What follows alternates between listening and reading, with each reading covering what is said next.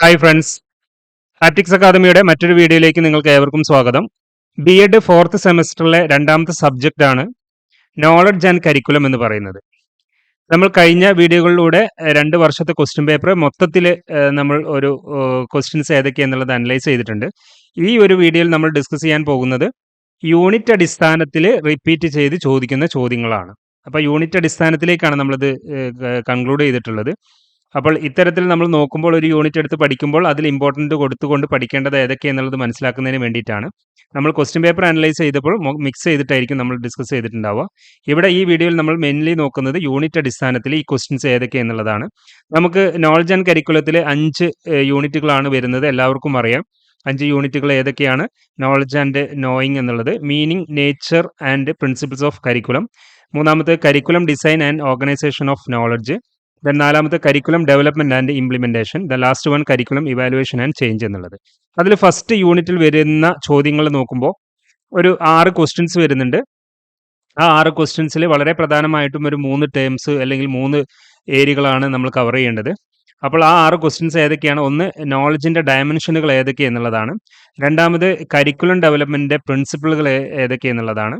2 ചോദ്യം അങ്ങനെയാണ് വന്നത്. അത് 5 മാർക്കിന് ചോദിച്ച ചോദ്യമാണ്.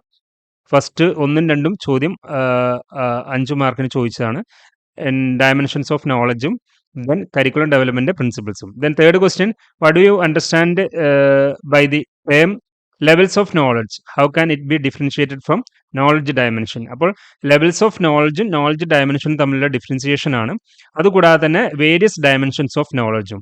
ഓക്കെ, ഡയമെൻഷൻസ് ഓഫ് നോളജിന്റെ വേരിയസ് ടൈപ്സുകളാണ് അവിടെ നമ്മൾ എഴുതേണ്ടത്. അപ്പോൾ ഈ ഒരു 3 ക്വസ്റ്റ്യൻസിനും കണക്ട് ചെയ്ത് വരുന്നതാണ്.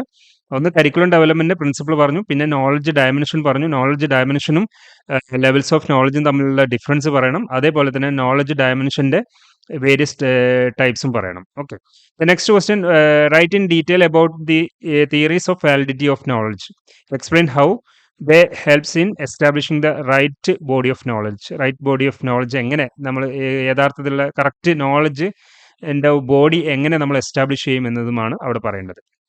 അപ്പോൾ തിയറീസ് ഓഫ് വാലിഡിറ്റി ഓഫ് നോളജിനെ കുറിച്ച് പറയുന്നുണ്ട്.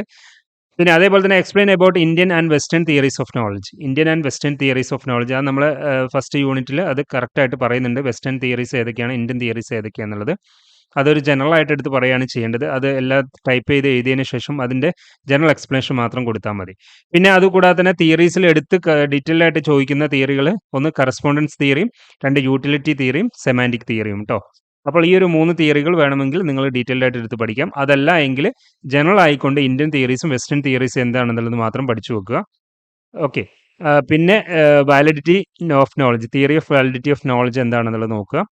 പിന്നെ നോളജ് ഡയമെൻഷൻ എന്താണ്, പിന്നെ കരിക്കുലം ഡെവലപ്മെന്റ് എന്താണ്, അതിൻ്റെ പ്രിൻസിപ്പിൾ എന്താണ്, പിന്നെ നോളജ് ഡയമെൻഷനും ലെവൽസ് ഓഫ് നോളജ് അതിന് തമ്മിലുള്ള ഡിഫറൻസ് എന്താണ് എന്നിങ്ങനെയുള്ള കാര്യങ്ങളാണ് ഫസ്റ്റ് യൂണിറ്റിൽ നമുക്ക് നോക്കേണ്ടത്.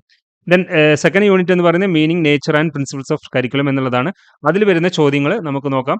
Explain about principles of curriculum development അല്ലേ, about principles of curriculum development. അതിപ്പം ഈ ഒരു യൂണിറ്റിനെ കേന്ദ്രീകരിച്ചുകൊണ്ടോ അല്ലെങ്കിൽ സെക്കൻഡ് യൂണിറ്റിനെ കേന്ദ്രീകരിച്ചുകൊണ്ടോ നമുക്ക് നോക്കാം.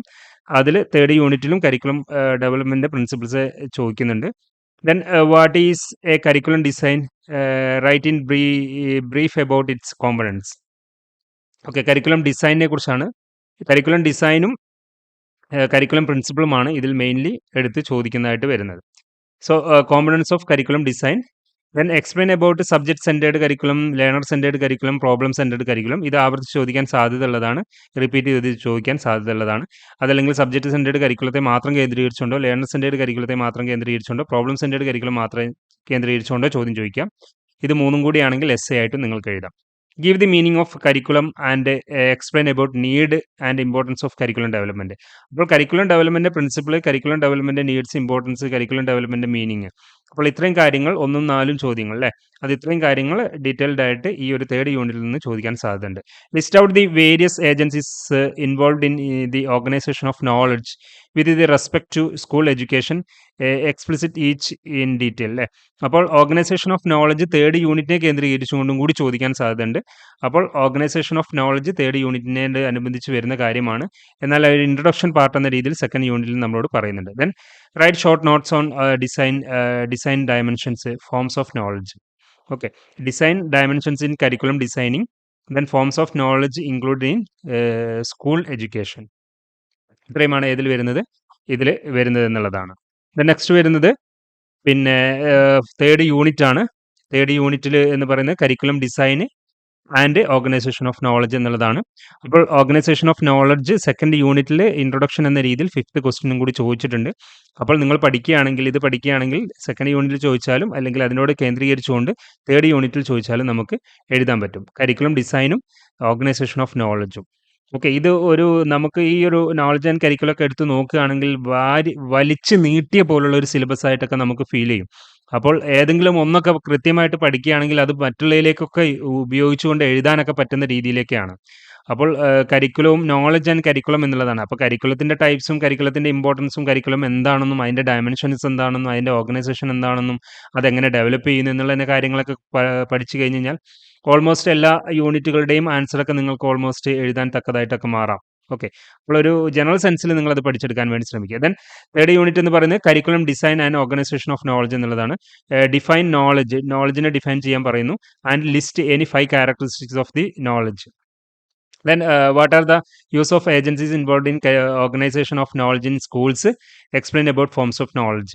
നോളജിൻ്റെ ഫോംസ് അതേപോലെ തന്നെ ഓർഗനൈസേഷൻ നോളജ് എന്താണെന്നുള്ളതിനെക്കുറിച്ചും അതെങ്ങനെ നമ്മൾ സ്കൂളിൽ യൂസ്ഫുൾ ആവുന്നു എന്നുള്ളതിനെക്കുറിച്ചുമാണ് എഴുതേണ്ടത്. The next one types of curriculum ആണ്. ടൈപ്സ് ഓഫ് കരിക്കുലത്തെ കേന്ദ്രീകരിച്ചുകൊണ്ടാണ് തേർഡ് ക്വസ്റ്റ്യൻ വന്നിട്ടുള്ളത്. A curriculum is A broad plan that is made by organized authorities and includes educational experiences in various patterns.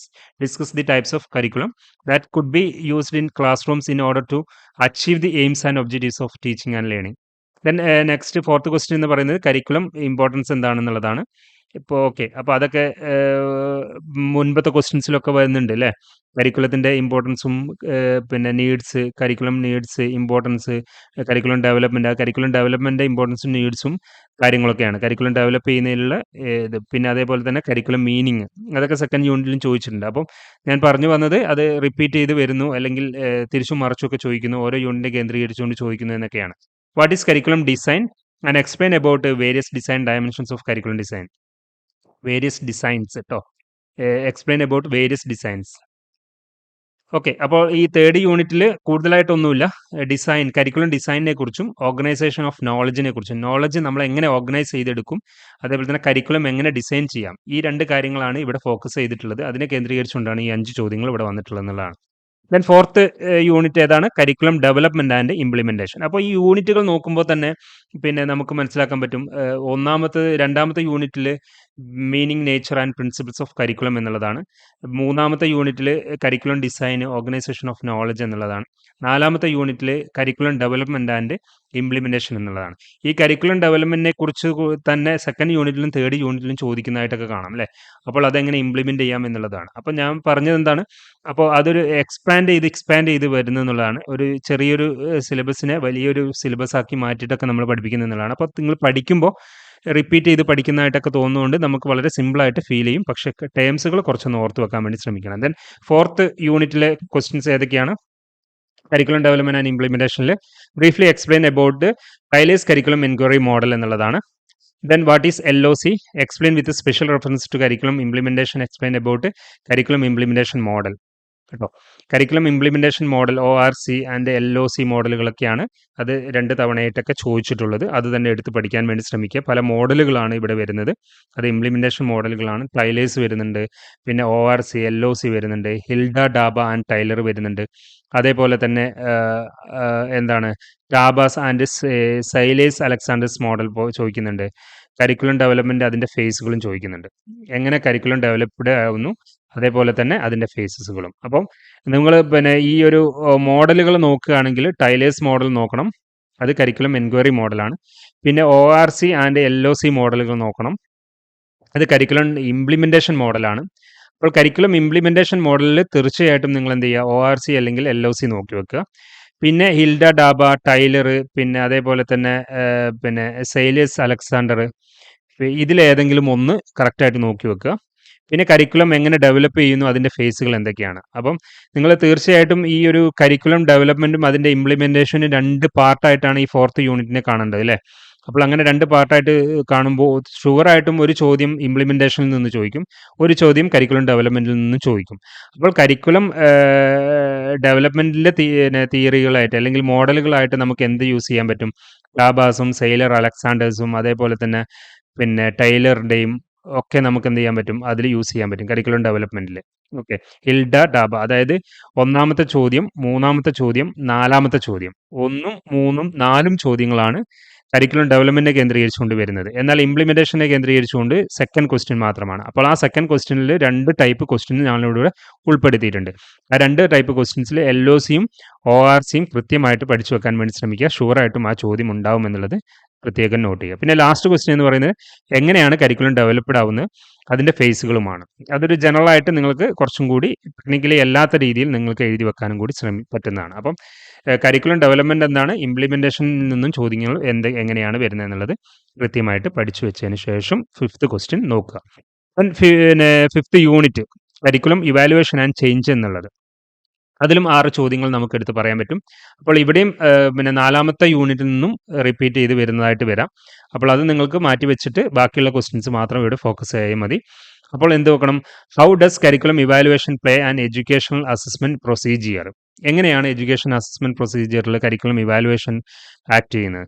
Then write about need and importance of curriculum evaluation. അതൊക്കെ നമുക്ക് വായിച്ചാൽ എഴുതാവുന്ന simple ആയിട്ടുള്ള കാര്യമാണ്. What is mean by evaluation? Write in detail about the various approaches to evaluation of curriculum. Okay, അതിൻ്റെ വ്യത്യസ്ത അപ്രോച്ചുകൾ അത് assessment ഇവാലുവേഷനിൽ എടുത്ത് നമ്മൾ പഠിച്ചിട്ടുള്ളവരാണെങ്കിൽ അത് കുറെ കൂടി സിമ്പിളായിട്ട് നിങ്ങൾക്ക് ഇവിടെ ഫീൽ ചെയ്യും. Define curriculum evaluation and explain about sources, dimensions and functions of curriculum evaluation. Then innovation is key to success. Present various models of curriculum change and innovation that contribute to the success of education in India. Then explain Taylor's objective-centered evaluation model. Okay, objective-centered evaluation model. അപ്പോൾ assessment for learning എന്നുള്ളതിൻ്റെ second സെമസ്റ്ററിൽ ആ subject കൃത്യമായി പഠിക്കുകയോ അല്ലെങ്കിൽ second സെമസ്റ്ററിലെ പെഡഗോഗിയുടെ last unit കൃത്യമായി നിങ്ങൾ പഠിച്ചിട്ടുള്ളവരാണെങ്കിൽ കുറെ കൂടി ഈ ഒരു യൂണിറ്റ് നിങ്ങൾക്ക് സിമ്പിളായിട്ട് വരും. സോ നമ്മളിവിടെ ഡിസ്കസ് ചെയ്ത് വെച്ചിട്ടുള്ളത് സെക്കൻഡ് സബ്ജക്റ്റ് ആണ്, 4th സെമസ്റ്ററിലെ സെക്കൻഡ് സബ്ജക്റ്റ് ആണ് നോളജ് ആൻഡ് കരിക്കുലം എന്ന് പറയുന്നത്.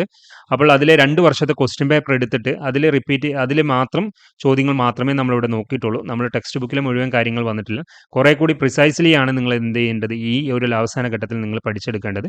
അപ്പോൾ ഇത് അവസാന റിവിഷൻ അല്ലെങ്കിൽ മാരത്തോൺ എന്ന രീതിയിൽ വേണം നിങ്ങൾ ഇതിനെ കൺസിഡർ ചെയ്തുകൊണ്ട് ഈ ക്വസ്റ്റ്യൻസ് തന്നെ നിങ്ങൾ ആൻസർ ചെയ്ത് പഠിച്ച് പോകാൻ വേണ്ടി ശ്രമിക്കുക. So thank you. എല്ലാവരും നന്നായി പഠിക്കട്ടെ. Thank you. All the very best.